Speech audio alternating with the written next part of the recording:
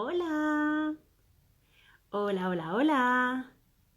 Buenos días, buenas tardes, buenas noches, desde donde nos estéis viendo, cuándo nos estéis viendo. ¿Qué tal? ¿Cómo estáis? Bienvenidos, bienvenidas a una nueva sesión de nuestro queridísimo Club de Lectura Asimétrico. A ver quién está esta tarde por aquí esperando esta nueva sesión. Bueno, ya veo a Eugeni preparadísimo. Vamos a ver si Daniel se une también en los próximos segundillos. Aguantadme un momentito, Daniel y Eugeni, bueno, pues para darle la bienvenida a todos nuestros asimétricos y asimétricas que se van a unir a la sesión, que la plataforma les avise de que ya estamos en directo. Veo a De la Suárez, veo a Arturo Frediani, veo a Idoia Otegui, veo a Berta Bardí, bueno, veo un montón de gente ya uniéndose. Muchísimas gracias, como siempre, a todos y a todas por, bueno, pues por compartir este espacio de arquitectura, de libros, y seguir apoyándonos cada miércoles o cada día que aparecemos por aquí, porque ya sabéis que a veces, bueno, pues el día tiene que cambiar y hasta la hora tiene que cambiar. Pero bueno, hoy sí es miércoles 9 de octubre. 9, ¿verdad? Hoy es 9 de octubre, sí. Y venimos pues a presentaros este maravilloso libro, Álvar Aalto, un ensayo sobre espacio, recorrido y orden.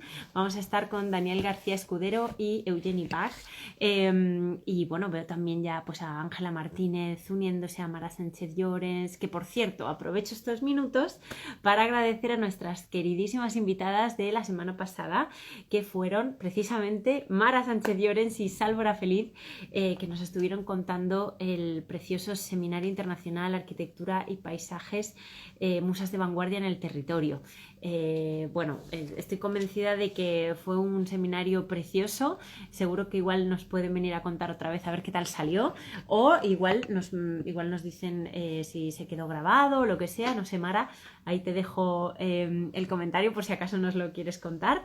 Y nada, ya veo a Daniel, veo a Eugeni. Yo creo que hoy podemos arrancar ya. Os recuerdo antes de empezar, como siempre, que tanto en esta casita de aquí como en este simbolito con la interrogación podéis dejarnos vuestras preguntas, vuestros comentarios, y yo se los voy a trasladar en este caso a nuestros dos invitados de hoy, Daniel y Eugeni, a quienes ya mando la invitación para transmitir en directo, y vamos a arrancar fenomenal, como en la prueba, que consigamos vernos los tres, que nos veáis, que nos escuchéis. Hola Eugeni, hola Buenas. Daniel, ¿qué tal? Hola. ¿Cómo estáis? Muy bien. Bien. Muy bien. Vale, la primera pregunta, ¿me veis, os veis, me oís, os Sí, oís? ¿Todo bien? sí, Sí, sí. Vale, eso parece. genial. Yo hoy también os veo a los dos, sorpresivamente, os veo a los dos, así que estoy feliz de no tener que hablar como una pantalla en negro.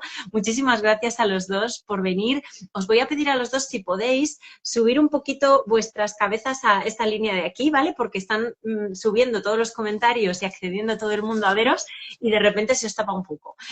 Bueno, lo dicho, bienvenidos al Club de Lectura Asimétrico. Hoy venimos a hablar de vuestro precioso libro, Álvar Aalto, un ensayo sobre espacio, recorrido y orden. También nos dan el chivatazo de que os ven y se nos ve, se os oye y todo fenomenal, así que perfecto. Si os parece, Daniel y Eugeni, voy a proceder a presentaros. Ninguno de los dos necesitáis presentación porque todo el mundo viene a veros y sabe quiénes sois, pero a mí me gusta siempre, pues presentaros un poquito por si acaso hay algún despistado o despistada por aquí. ¿Os parece? Arrancamos así, después empezamos con el libro. ¿Sí? Sí, sí, sí, claro. Muy bien. Genial.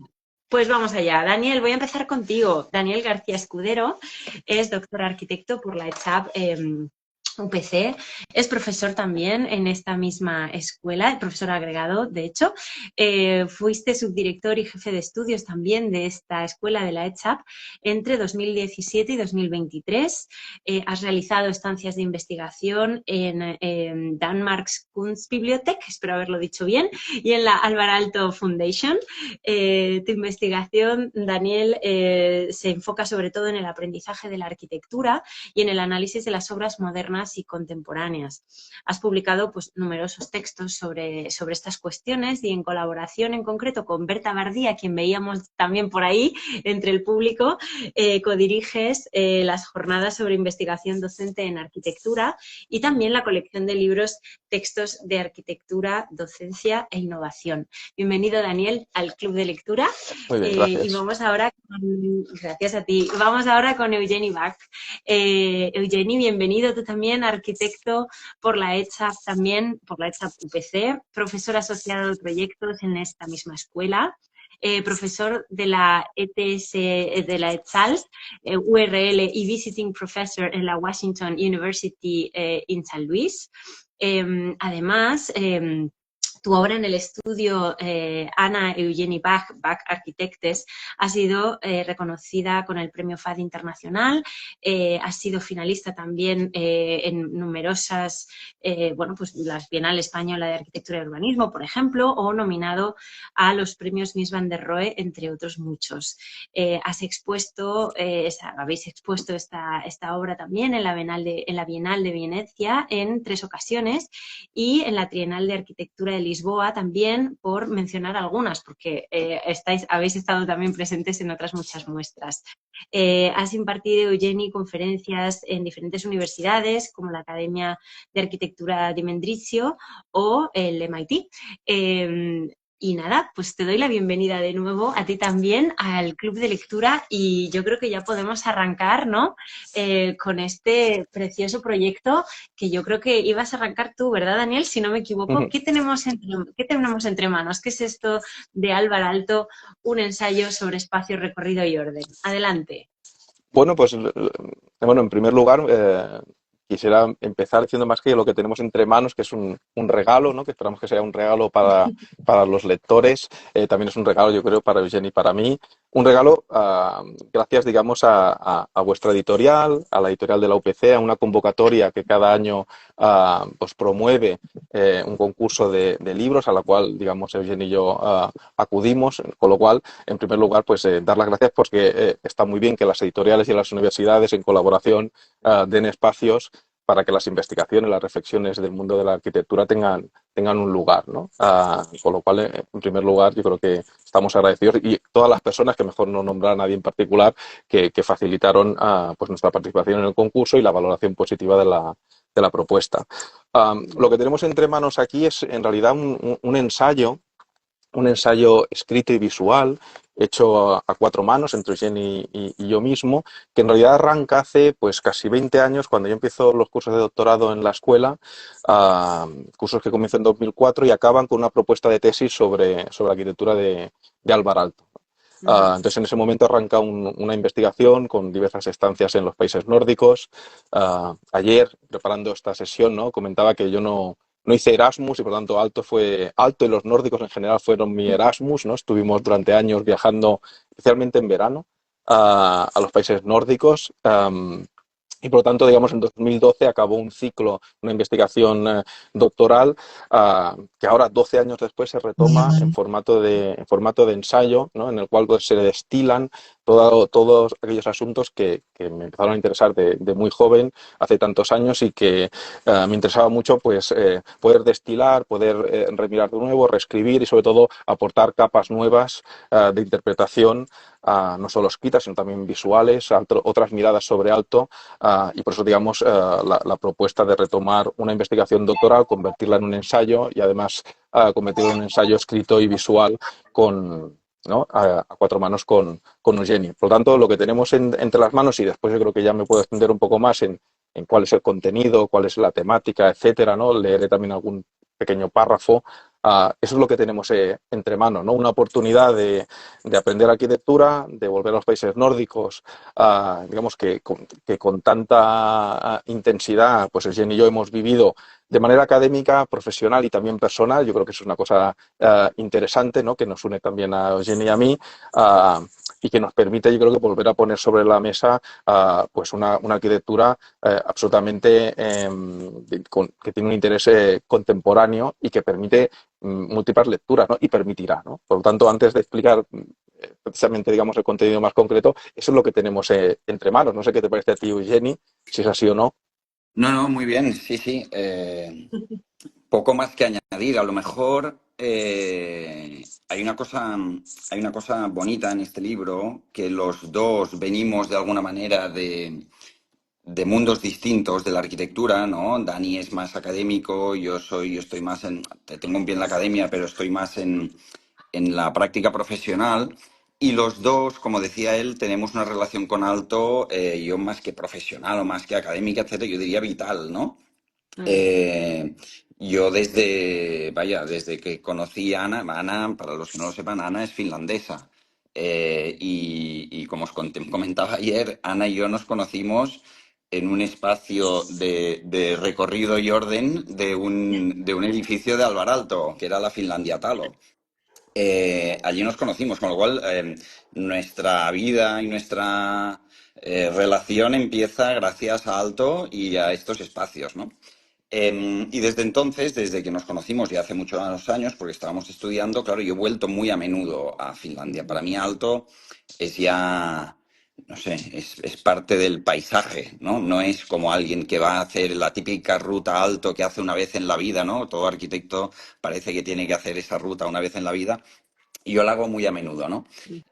Con lo cual, las dos visiones creo que están, bueno, son distintas, ya lo veréis, luego lo comentamos, ¿no? Una es más escrita, la otra es más visual.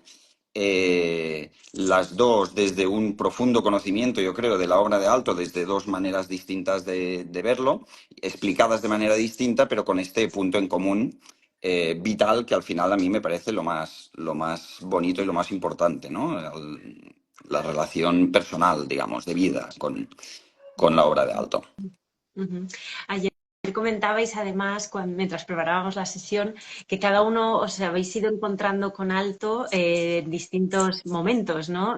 Daniel en una etapa quizá, pues eso, como más joven, ¿no? O menos madura, por así decirlo, ¿no? Y Eugenia, en ese recorrido tuyo también vital, te encontraste quizá en una época pues un poco más madura o quizá con más recorrido hecho, ¿no?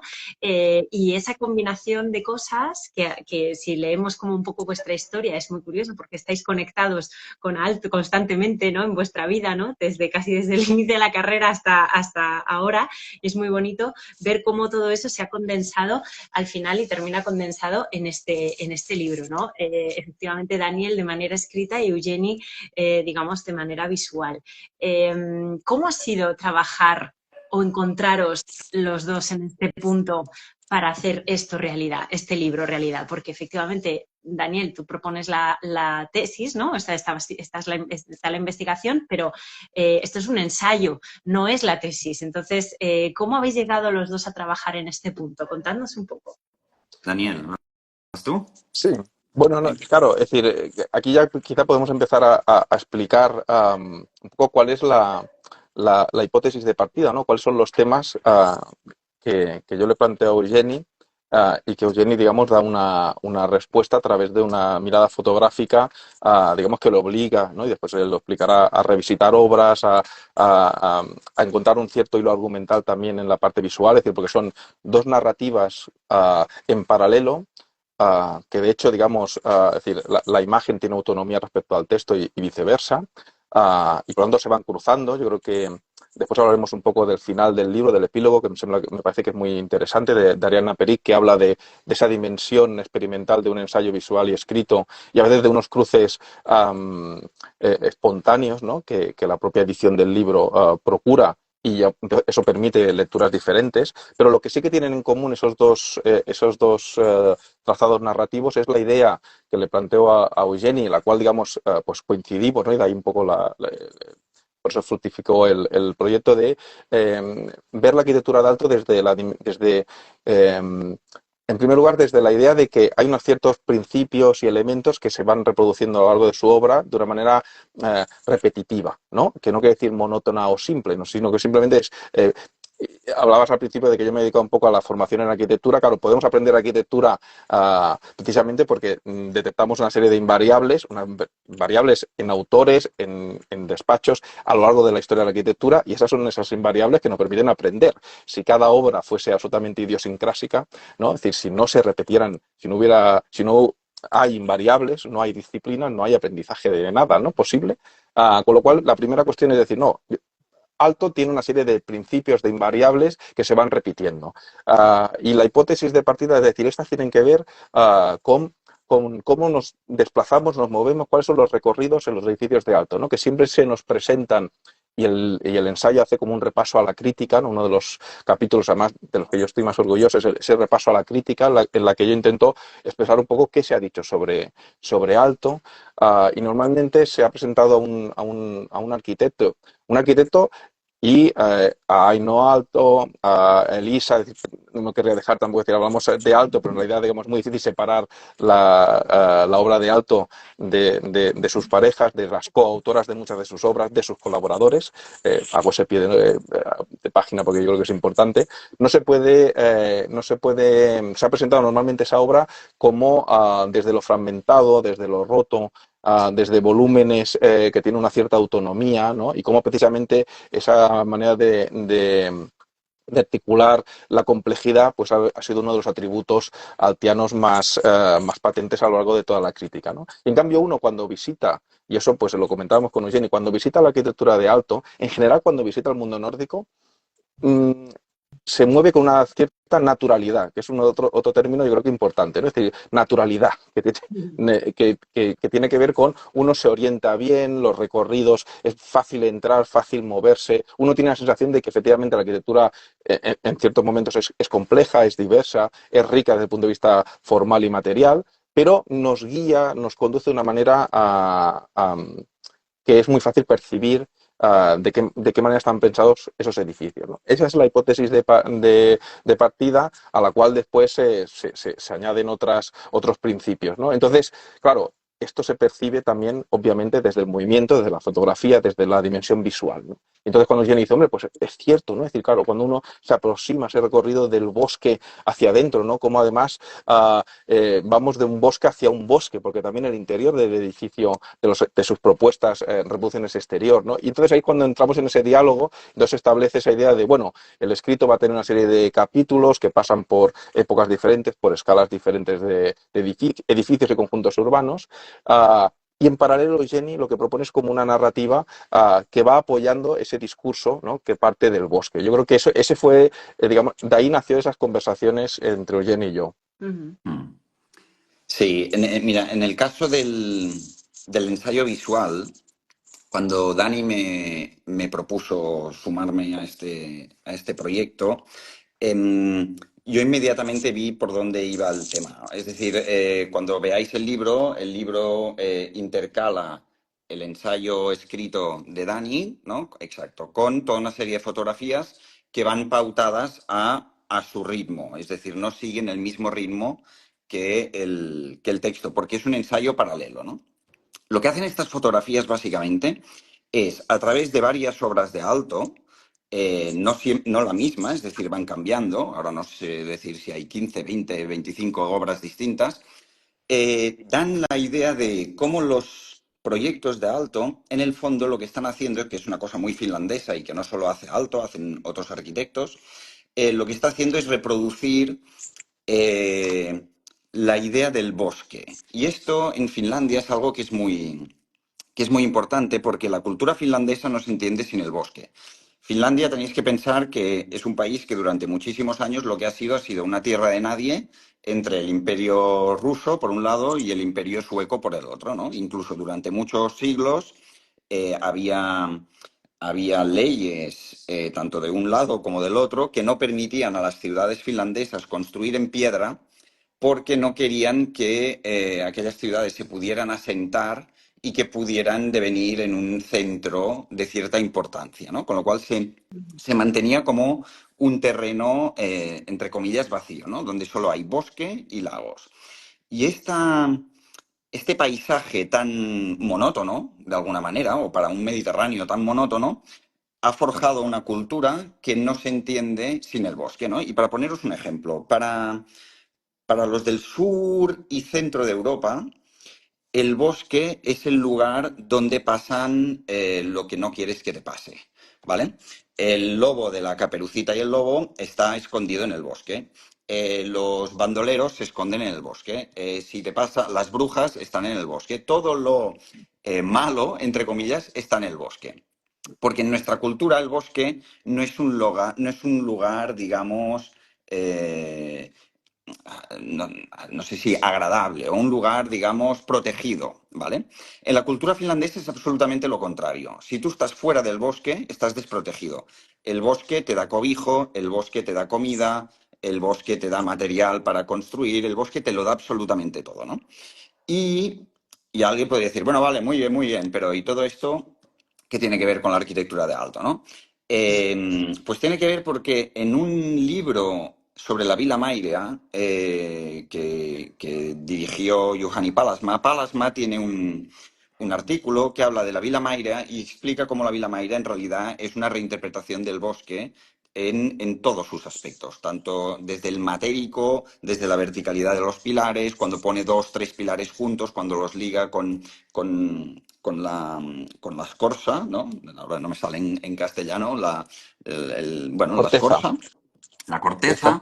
corteza, y sobre todo cómo trata la luz, ¿no? La luz filtrada, la luz del claro, etcétera, etcétera, ¿no? Y hace todo un análisis de la casa a través de cómo aquella casa en realidad es una solidificación arquitectónica del bosque. Cuando uno, en todos estos años que he ido tanto a Finlandia, uno ve que esto no es específico de Aalto. En realidad es específico de muchas disciplinas, pero en arquitectura de muchos arquitectos. Está Brugman, está Pitcanen, están muchos que también hacen esa interpretación, porque al final lo que están haciendo es construir según su cultura, ¿no? Es como si alguien del norte viene, bueno, a Aalto mismo, ¿no? Cuando venía al sur y decía que, todo está en Mediterráneo, tal. Bueno, para uno que está aquí es la vida normal, para uno que viene de fuera todo tiene un toque mediterráneo, ¿no? Y básicamente el ensayo, cuando leí el ensayo bueno, el borrador del ensayo de Dani, vi que estaría muy bien hacer estos dos discursos paralelos, que es lo que él decía antes de las invariables, ¿no? Él unas invariables más a lo mejor desde la disciplina, y yo unas variables más desde la cultura, ¿no?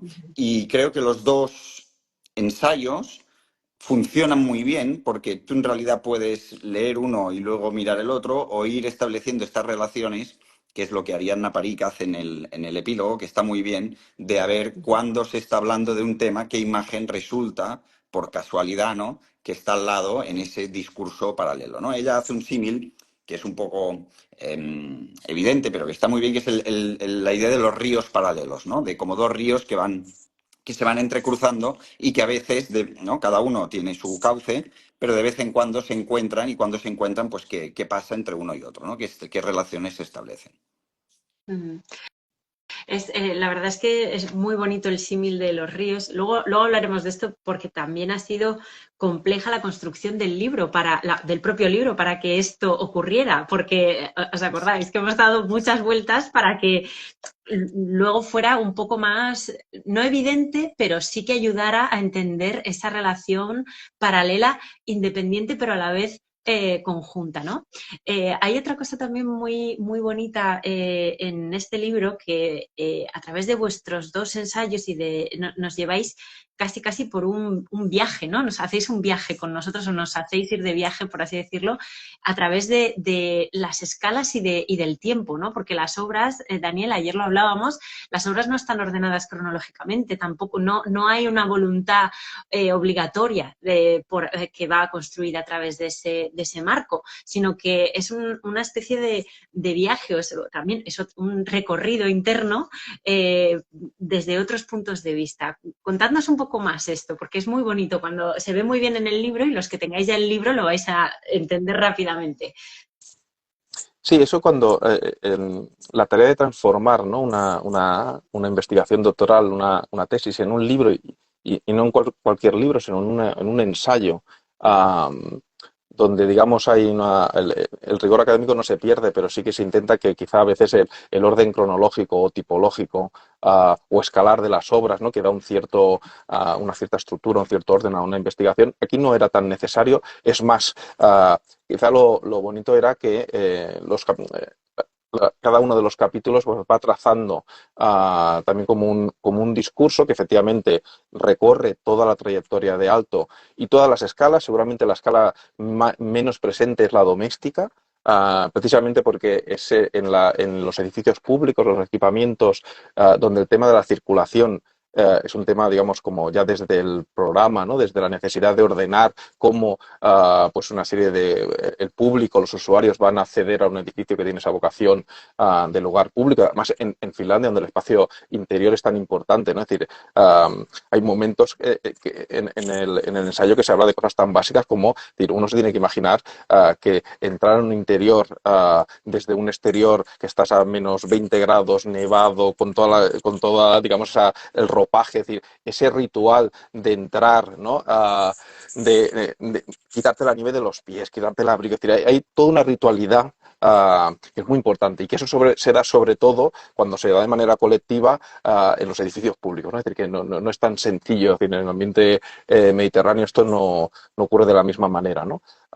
Con lo cual, digamos, esa dimensión de lo público está presente, pero después el ensayo pues, pasa pues, prácticamente por todas las tipologías o usos. Se habla de bibliotecas, se habla de museos, de teatros, etcétera, ¿no? Pero quizá puedo leer un poco el nombre de los diferentes capítulos porque veréis que no hacen alusión a esta cimbra, ¿no? Que está debajo y que, como tú decías, pues sí, recorre 50 años de trayectoria, innumerables obras, ¿no? El libro comienza con un capítulo del cual, digamos, leeré en solo 3 párrafos, ¿no? Que es un repaso a la crítica. Eso también para mí era importante porque el libro comienza con una reflexión sobre la bibliografía, ¿no? Es decir, que lo normal es que en el libro la bibliografía vaya al final. El libro tiene una bibliografía que está al final también, pero era muy importante que la reflexión sobre las fuentes, sobre qué se ha dicho y qué se va a decir de diferente, ¿no? Es decir, qué se va a subrayar y sobre todo qué se va a decir en contra de lo que se había dicho, eso está al inicio del ensayo. Eso me parece también que es importante, ¿no? Por tanto, el ensayo arranca con un repaso a la crítica, ¿no? Y después los capítulos tienen estos nombres como Camino y lugar, sobre el espacio central y el recorrido perimetral, El corazón de la ciudad, sobre la vida en comunidad, de Autonomous Room, sobre vestíbulos, escaleras, galerías y rotondas, Espacios para la representación, sobre la relación núcleo-contorno, y la percepción sensible, sobre la consistencia material de los itinerarios. Entonces, fijaros que estos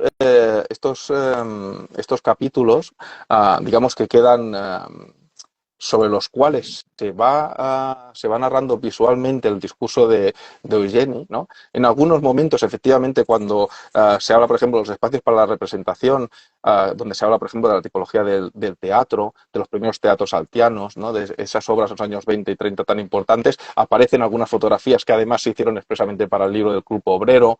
Es decir, que ahí es curioso porque sí que hay momentos, ¿no? En los que confluyen los dos discursos, pero no están ordenados, ¿no? Porque este capítulo, por ejemplo, está hacia el final del libro, ¿no? Y eso me parece que es fantástico, ¿no? Entonces, simplemente por apuntar también y para que quede claro hablaba al inicio del tema del recorrido como una hipótesis sustancial, pero después hay otras, ¿no? Que es si el recorrido estaba ligado a una cierta estructura morfológica, tipológica, si se organizan los espacios de una determinada manera, de manera recurrente, para que los percibamos como Aalto quería, ¿no?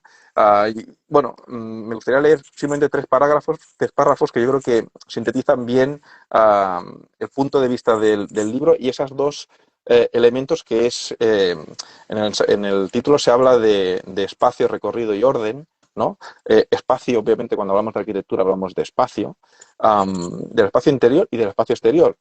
Dos lo interior y lo exterior, que son adjetivos que, como decía Eugeni, no acaban de ser del todo acertados para hablar de la arquitectura en general nórdica y en particular de Alvar Aalto, ¿no? Es decir, que lo que entendemos por espacio interior y por espacio exterior, que a veces son opuestos, por ejemplo, pues no es tanto así, ¿no? Pero después el ensayo dice, un ensayo sobre espacio, recorrido y orden, ¿no? Entonces, ¿a qué nos referimos por recorrido y a qué nos referimos por orden, ¿no? Entonces, simplemente leer 3 párrafos iniciales del libro, donde digo, gran parte de la crítica no ha reconocido el valor de lo transitivo y continuo en la arquitectura de Alvar Aalto.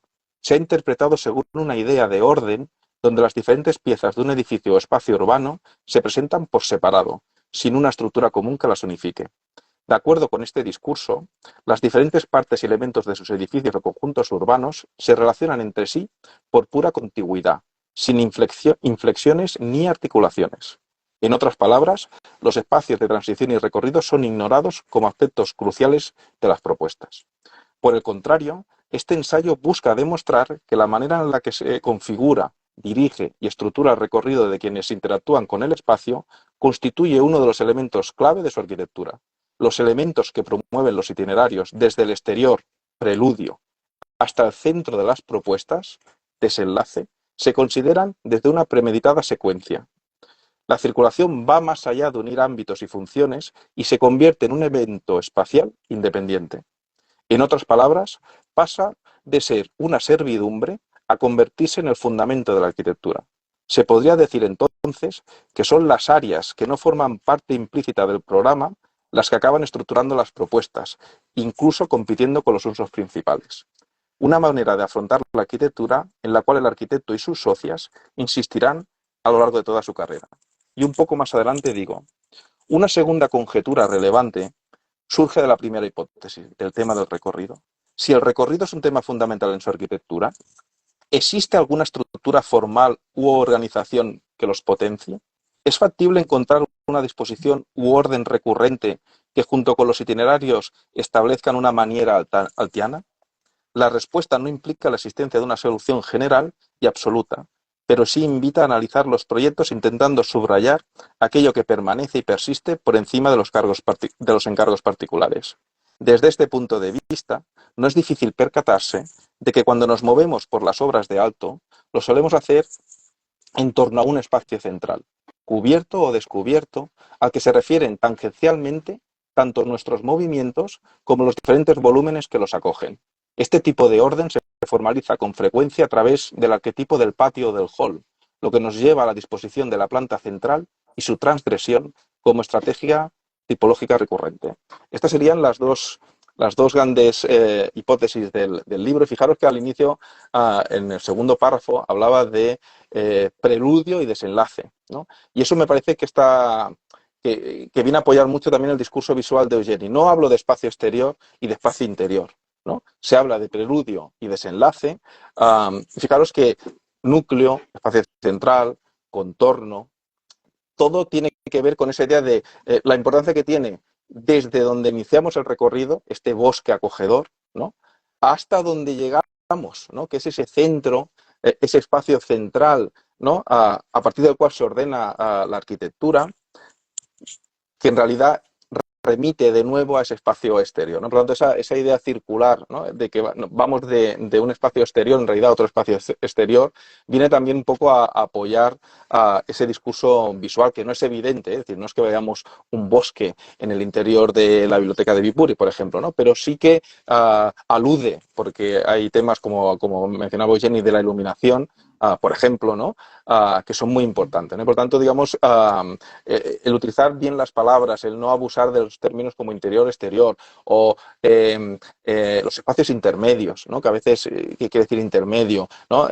Y después otra idea que me parece como importante es que yo creo que Eugeni, que además tiene pues, una obra arquitectónica destacable y seguro que eso también lo apoyará, cuando hablaba de muchas veces lo que no está implícito en el programa, que son los espacios de circulación. Es decir, eso lo hemos vivido todos muy habitualmente, ¿no? Es decir, normalmente te dan un programa de usos, ¿no? Este espacio, por ejemplo, esto no estaba. Es decir, el ayuntamiento de Sainachalo no le pidieron 122 metros cuadrados de pasillo, ¿no? Eso es decir, le pidieron un programa con determinada superficie, ¿no? Y entonces el arquitecto decide organizarlo de una determinada manera, ¿no? Y de repente parece más importante aquello que facilita el llegar a organizar el programa que nos piden que propiamente el programa, ¿no? Y por eso los vestíbulos, el hall, los espacios de circulación, ¿no? Es decir, ¿cuántas veces he hablado de la promenade de Le Corbusier, ¿no? Es decir, era más importante los espacios de circulación, ¿no? Y por tanto evitamos esa mirada absolutamente a veces funcionalista, ¿no? Es decir, un pasillo no es un elemento que une dos estancias, ¿no? A veces es un episodio arquitectónico muy relevante y seguramente todas las obras de arquitectura que nos interesan precisamente por hacer, ¿no? Óscar Turquet hablaba de los espacios tontos, ¿no? Aquellos espacios que a veces tienen un uso indeterminado, imprevisto, que no forman parte exactamente del listado de usos que nos piden, ¿no? Pero que caracterizan la arquitectura y que la hacen especial. Y yo creo que en el caso de Alto es muy evidente, ¿no? Y cuando uno va viendo las imágenes de Eugeni, se da cuenta de que efectivamente todos esos espacios no estaban tabulados, no estaban en el programa, no formaban parte del encargo, ¿no? Formaban parte de convertir un edificio en arquitectura, ¿no? Que es una cosa fantástica. Sí, yo un par de comentarios. Esta voluntad eh, en ambos ensayos de no ordenar, como decía Dani, no ordenarlo cronológicamente ni por tipología, ni etcétera, etcétera, tiene todo el sentido. Es decir, ese supuesto o aparente desorden que uno puede, o que a uno le puede parecer hojeando el libro, está plenamente buscado, porque cuando hablamos de las invariantes, no necesitas tener un orden de este tipo, no necesitas una cronología o lo que sea, porque la invariante está ahí, ¿no? Es algo transversal, ¿no?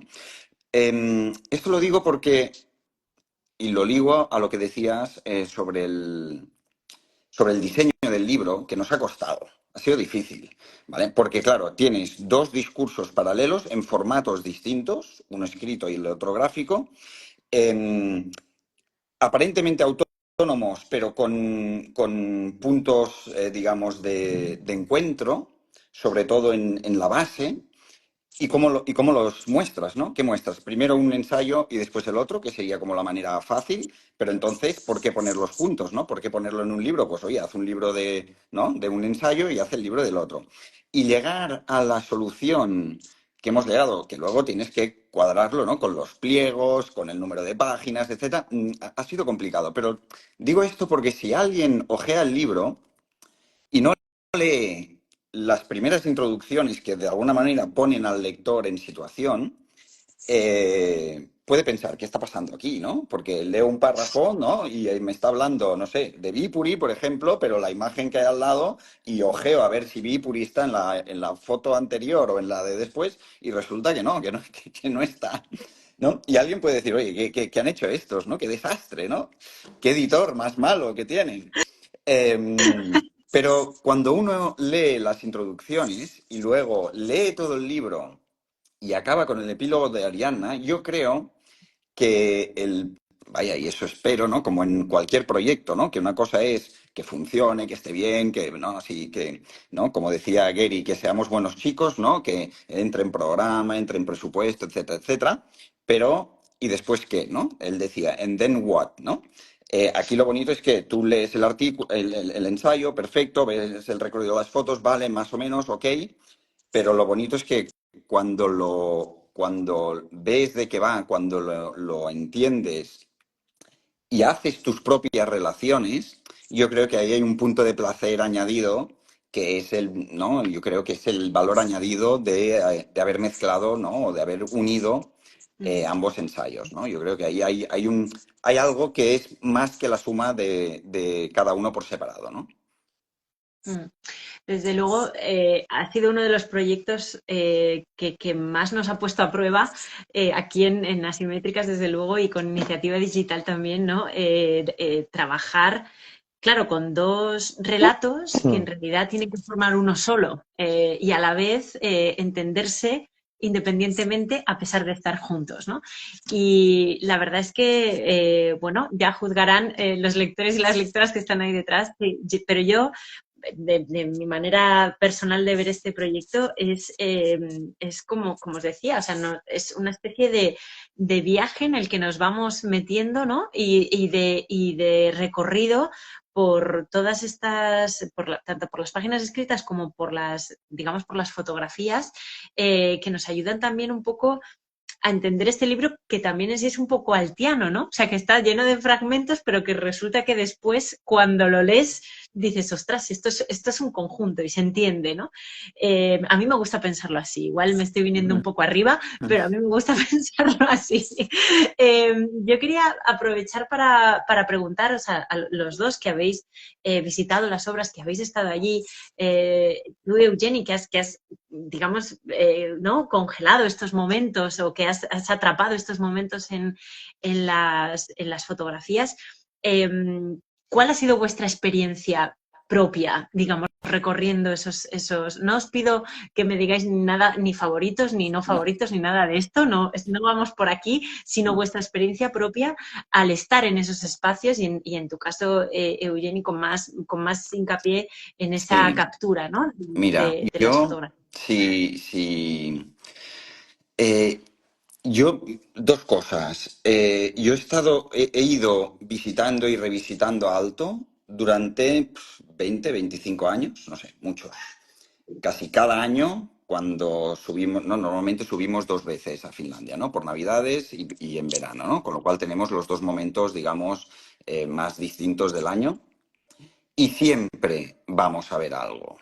Es decir, siempre vamos a revisitar y lo bonito de las visitas y revisitas es como las obras no son, que esto es evidente, pero bueno, pero es bonito pensarlo y hablarlo de vez en cuando, que no son estáticas. Es decir, que una obra que te decía algunas cosas o unas específicas cuando estudiabas, al cabo de 10 años de profesión te dice otras y a los 20 de profesión te dice otras, ¿no? Con lo cual, las revisitas siempre son sobre edificios que teóricamente son el mismo, pero como que tú has cambiado, en realidad lo que tú recibes de ese edificio también es distinto, ¿vale? Entonces, en este caso, además, las últimas revisitas sí que ya las hice adrede para fotografiar, porque yo había edificios que los había visitado, pero que no tenía a lo mejor la fotografía específica que yo quería para contar algo concreto, ¿no? Y una cosa que sí que me di cuenta es que los espacios de recorrido de Alto son muy difíciles de fotografiar. Y tiene toda la lógica del mundo, es decir, el espacio de, no sé, la sala de conferencias del campus de Otaniemi. Sabes cómo hacerlo. Hay, ¿vale? 2, 3 puntos, sabes dónde tienes que poner la cámara, dónde tienes que centrar, hacia dónde. Y está clarísimo porque es como, es el, es el cenit, ¿no? Es este punto final, ¿no? De ese recorrido, ¿no? Y está muy claro. Pero los espacios de recorrido se mueve, exacto, ¿no? Pues esta foto no sé, yo creo que está clara, ¿no? Si vamos allí, si van 1000 personas, 950 harán esta foto, ¿vale? En cambio, los espacios de recorrido son muy complicados de fotografiar porque cuando fotografías solidificas, congelas.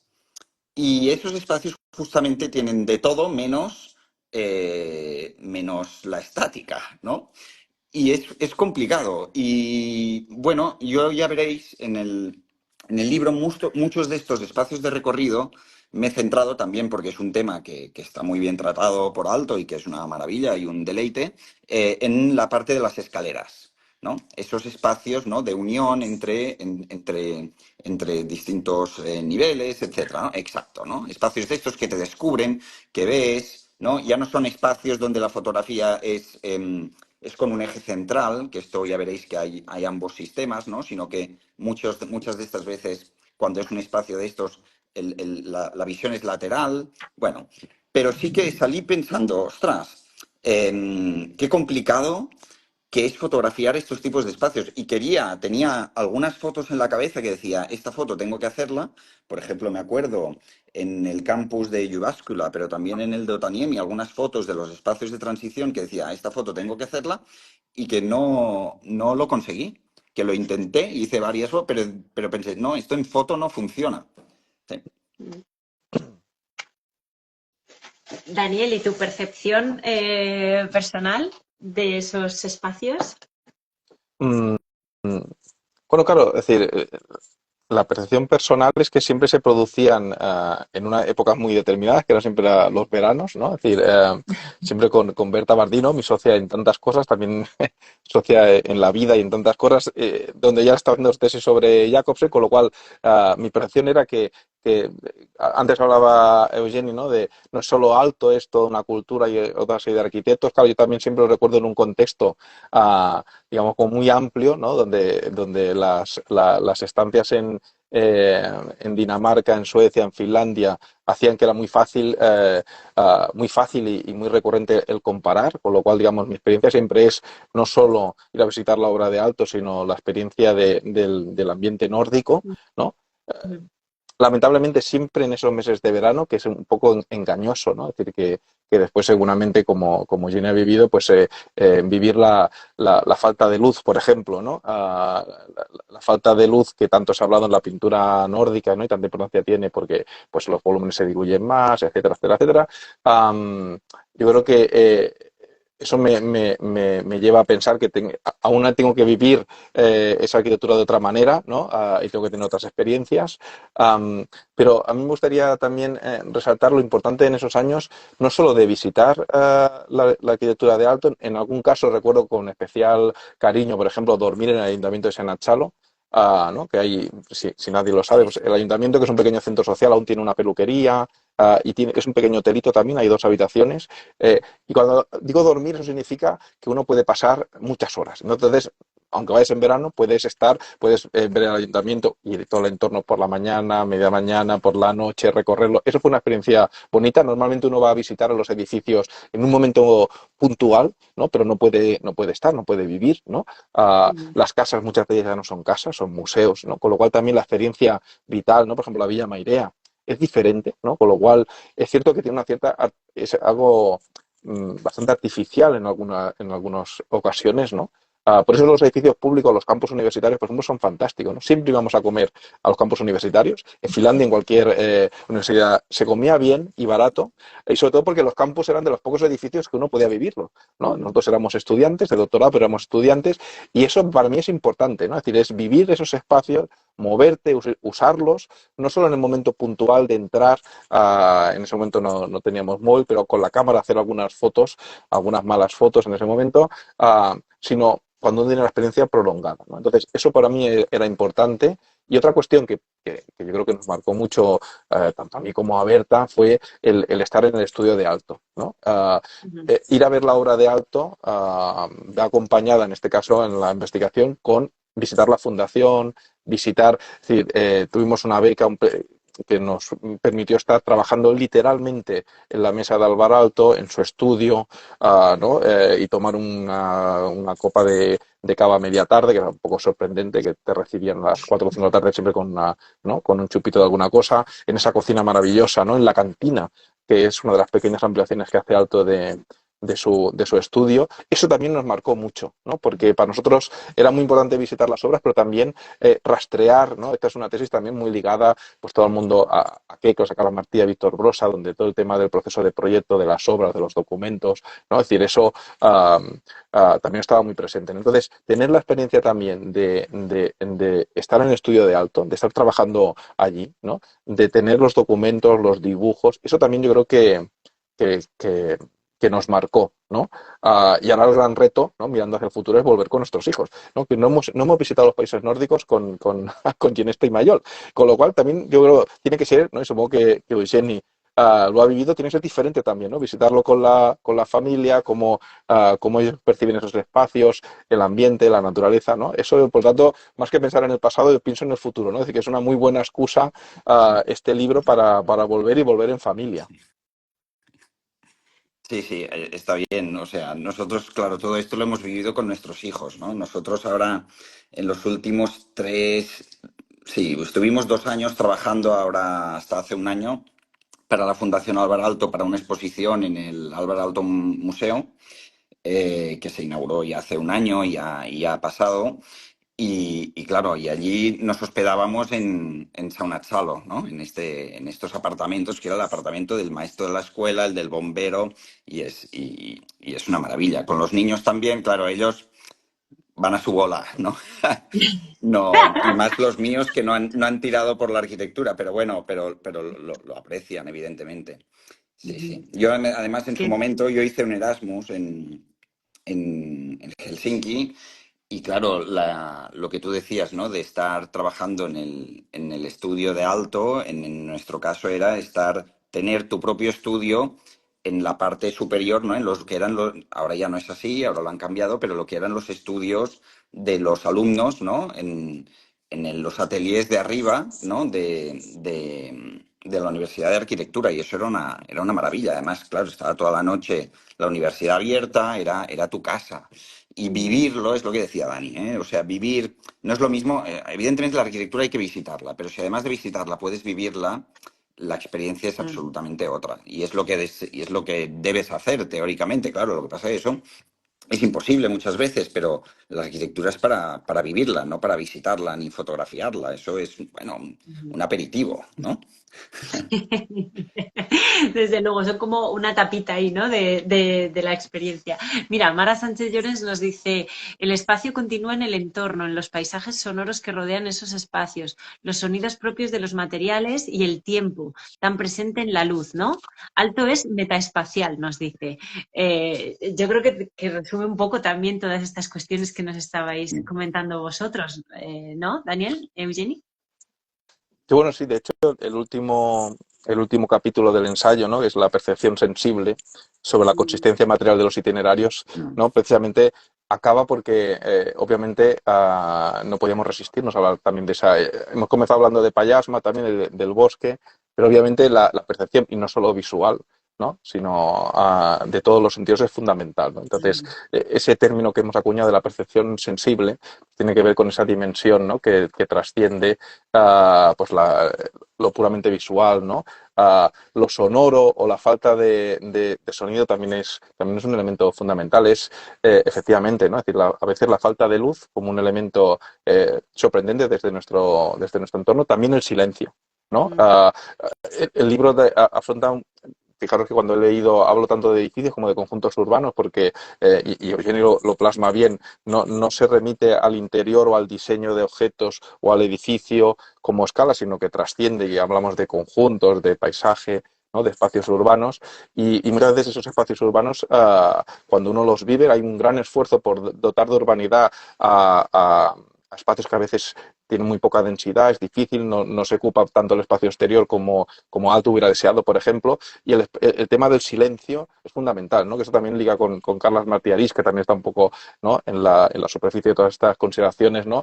Y el silencio es fundamental, ¿no? Es decir, el silencio, tanto en los espacios interiores, pero también muchos de los espacios exteriores es fundamental, ¿no? Y es difícil transmitir, seguro que es difícil transmitir con el texto y con las imágenes, pues tampoco es sencillo. Mm, Sí, sí. ujú. De hecho, acabo de caer ahora mismo, Daniel, Eugeni, que este libro está en la misma colección precisamente que Tocando el mundo de Parasma y Silencios elocuentes de Carlos Martí. En este momento, ahora que habéis dicho los dos Mira, qué nombres bueno, seguidos, sí, sí. acabo de caer. O sea que otra relación más, ¿no? Que sumar a este Qué bueno. precioso proyecto. Ujú. Daniel, Eugeni, nos quedan 5 minutos. No sé si queréis alguna cosa más que se nos haya quedado en el tintero o algo o que queráis, por lo que sea, decir antes de cerrar, que ya sabéis que a las 8 nos vamos. No sé, ¿alguno de los dos queréis aportar alguna cosa más? Yo creo que vaya, que está todo, digamos, lanzado y que ahora es básicamente que cada uno lo lea, lo digiera, lo devore como le dé la gana, ¿no? Y que establezca, y sobre todo que establezca un diálogo, ¿no? Con ambos ensayos, ¿no? Porque estos dos ensayos están hablando el uno con el otro y ahora lo que falta es el lector que establezca ¿no? El tercer pie de la mesa, ¿no? Yo creo que, vaya, no sé, Dani, En esto nosotros de trabajar. estamos encantados con el proyecto, estamos encantados con todo el proceso, cómo ha ido con asimétricas, lo fácil que ha sido las idas y venidas, aunque había ese tema digamos, de diseño gráfico, ¿no? O de diseño de pliegos, etcétera, que a nosotros se nos escapa y que ahí estáis vosotros que controláis el tema. No sé, y ha funcionado muy bien. La verdad es que si todo fuera así de fácil, ¿no? Sí, y Qué que bien, comiencen, si hace falta que comiencen por el epílogo de Ariadna, que yo creo que nos preocupaba mucho a Jenny y a mí cómo cerrar el libro. Es muy difícil cerrar un libro, ¿no? Ujú. Y yo creo que el ensayo que viene un poco a hacer esa reflexión que va más allá de las hipótesis como teóricas del libro y establecer nuevas capas, yo creo que también es un buen comienzo, empezar por el epílogo, ¿no? Y disfrutar de una lectura que no es evidente, ¿no? Que quizás despista un poco al inicio, pero también recomendaría quizás empezar por el final, por las palabras de esa mirada de Ariadna hacia un ensayo que también tiene este toque de experimental, ¿no? Con lo cual me parece también que acabemos con el epílogo y poniendo también en relieve esa mirada que hay un texto fantástico. Pues Daniel, Eugenio, muchísimas gracias a los dos por haber estado con nosotros. Voy a aprovechar estos últimos minutitos también para agradecer, por supuesto, a la Universidad Politécnica de Cataluña e Iniciativa Digital por esta iniciativa, como habéis comentado al principio, ¿no? Bueno, pues de colección poliédrica. Este es el número 14 ya. Vamos como un tiro, esto está disparado, fantástico. Recordaros que esta edición, que ya toda la colección poliédrica se publica, los nuevos números se publican en los dos idiomas, se publican en castellano y en catalán, por si acaso cualquier persona que nos esté escuchando ahí detrás quiera leer el libro en catalán, lo tiene disponible. También, como os digo siempre, los libros, en este caso de los dos, las dos ediciones, están disponibles en nuestra tienda online, pero por favor, por favor, por favor, id a comprarlo a las librerías. Son, de verdad, nuestras compañeras de viaje. Sin ellas estamos editores, autores, autoras, todo el mundo perdido porque no podríamos hacer este trabajo ni esto que hacemos. Así que os lo recuerdo, si queréis encontrar los dos libros, por favor, a las librerías. Me da igual a la que queráis, la ciudad donde estéis, seguro que hay una maravillosa a la vuelta de la esquina que os va a atender fantásticamente. Eugeni, Daniel, de nuevo, muchísimas gracias a los dos y gracias a todos los que habéis estado ahí detrás escuchando y compartiendo este ratito con nosotros. Os mando un abrazo y a ver si nos vemos pronto, ¿no? En físico, ya en A ver, presencial. ¿Qué os a ver, parece? a ver. Muy Eso bien. es, Gracias a muy bien. vosotros. Venga, un Muy Un bien. abrazo. abrazo, adiós. Un abrazo fuerte. Chao. Chao.